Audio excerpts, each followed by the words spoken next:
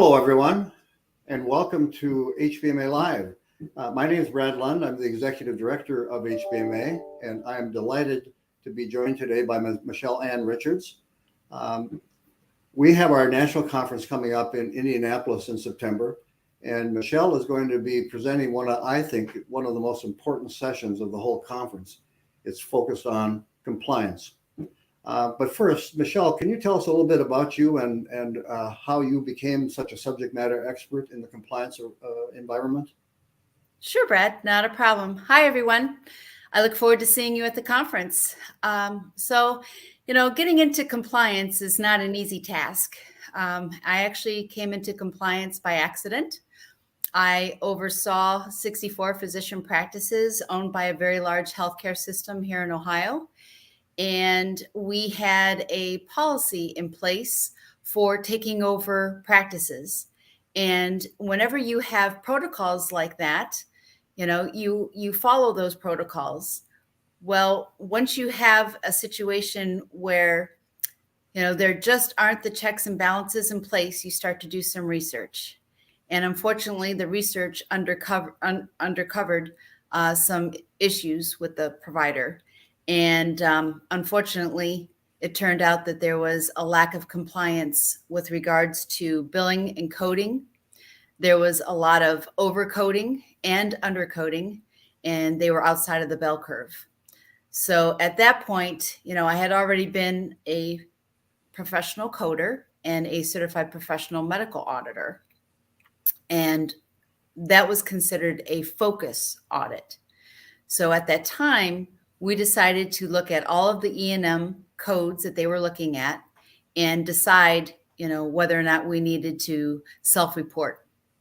And at that point, I thought, wow, this is really amazing. I really like the investigative part, and I wanted to do some research into what it was actually called. And I was told it was called compliance. So this is in 2007.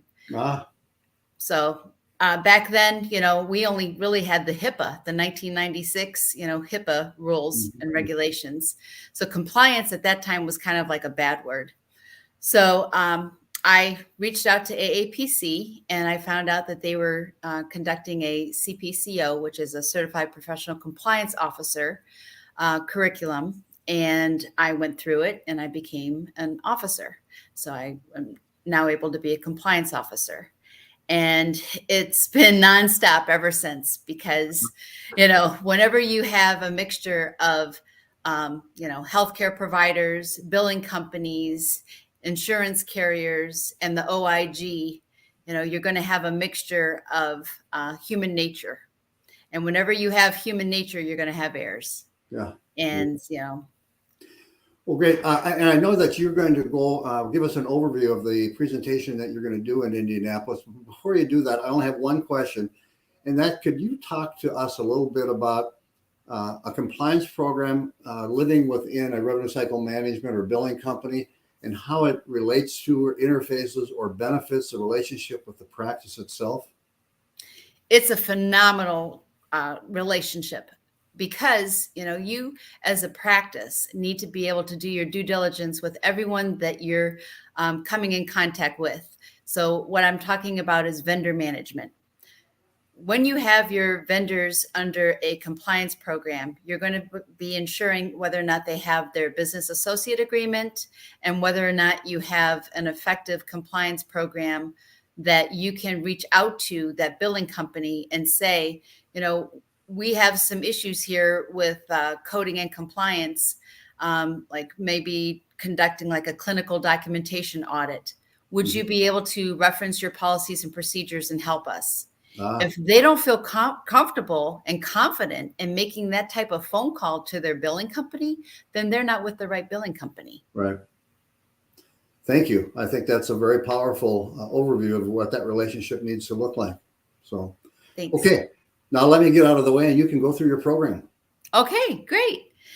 So I'm going to be talking about the compliance and having an effective compliance program. So within that, you're going to have the 7 elements that the OIG recommends to have an effective compliance program. So that's going to involve your policies and procedures. And it should never just be a written documentation. It needs to be a process. It needs to be something that you train your personnel on, and everyone understands that they need to adhere to those policies and procedures. You also want to have a compliance contact. A compliance contact is also not just a name that's written on a piece of paper. It's someone that is qualified to be a compliance professional that's, representing your company. You also want to have any type of training and education. You want to have an annual fraud, waste, and abuse training for your providers, as well as the HIPAA and OSHA.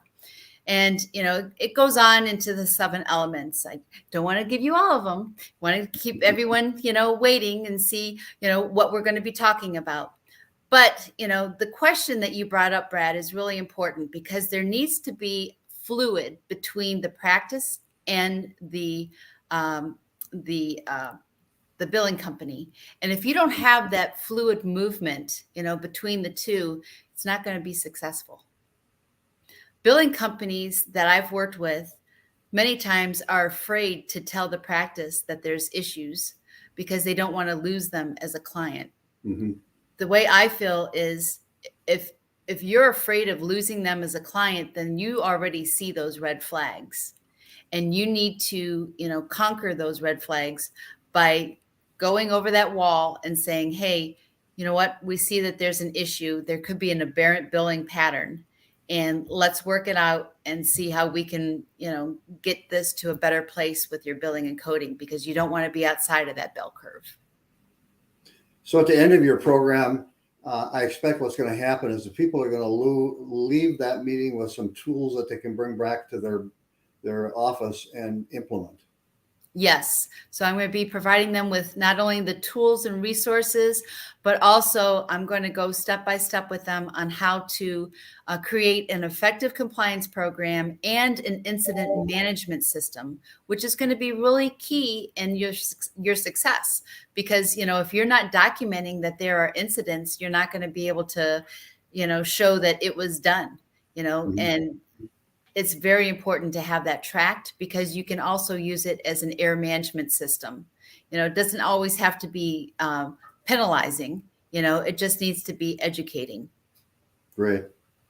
Well, wonderful. Thank you so much for your time today. And I'm just delighted that you're going to be with us in Indianapolis. Over the course of 2.5 days, where you have 26 different sessions. And Michelle, I hope you can stay, because Thursday evening, we're throwing a 30-year anniversary party, and it's going to be quite a gala. Oh, nice. Look forward to it. I hope you can stay and share in the celebration with us. So thank you so much, and I'll see you in Indianapolis. Thank you. Look forward to it. Okay, Bye. bye.